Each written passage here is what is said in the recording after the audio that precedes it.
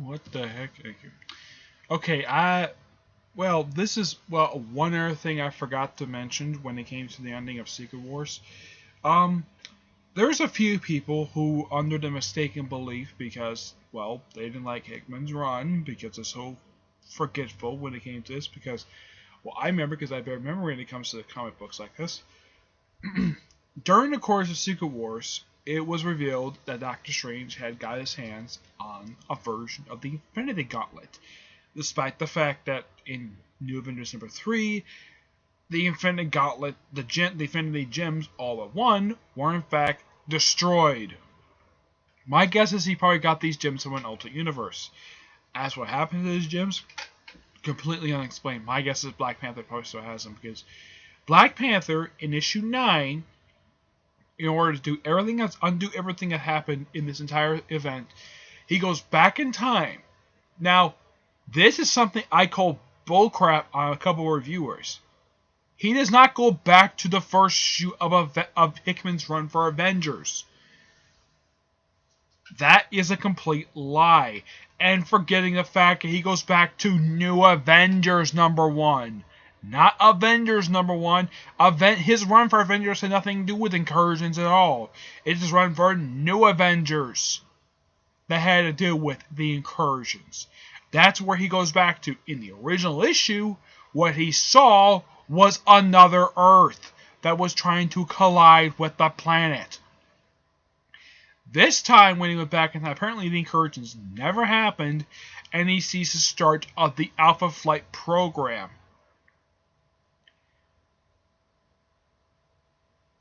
Also, we do get a chance to see during this one thing I do praise Hickman for doing.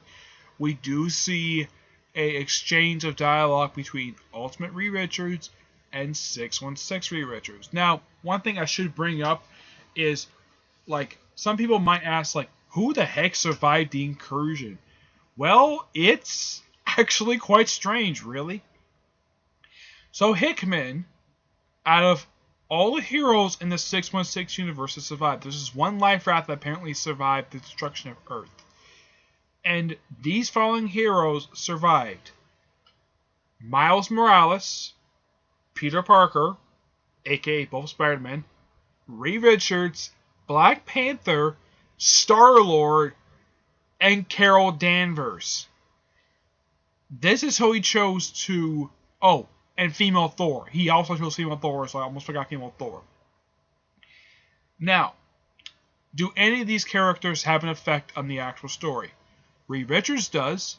So does Black Panther. Spider-Man has an effect as well. Well, Peter does anyways. But does the Star-Lord have an effect in the story? Not really, no. He really has no effect in the story. My guess is Hickman chose him to survive because he's popular. That's my guess. Carol, because he wanted to have 2 women survive, so he chose him and female Thor. Okay. Black Panther, because probably because he's a big Black Panther fan, so he probably chose him to survive. Okay, fine. Reed, because some of the stuff is kind of his fault. And also, one other thing. In the aftermath of the whole entire Secret Wars, hardly anybody remembers the incursions, except in 2 books. Squadron Supreme and Web Warriors remember the incursions. The rest of the books do not remember the incursions at all, for some strange reason. And,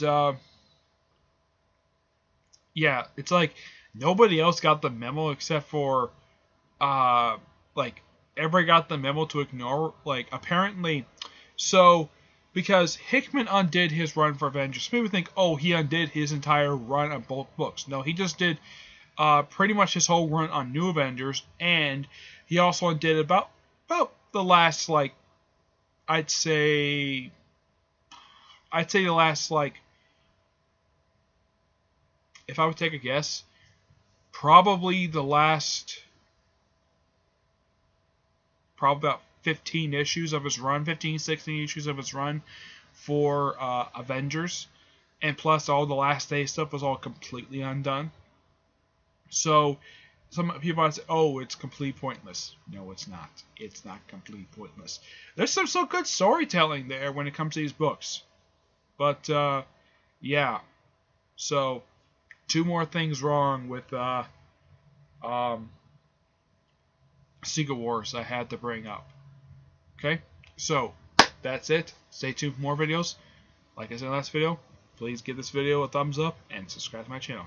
Okay, see you there. See you next time. Bye.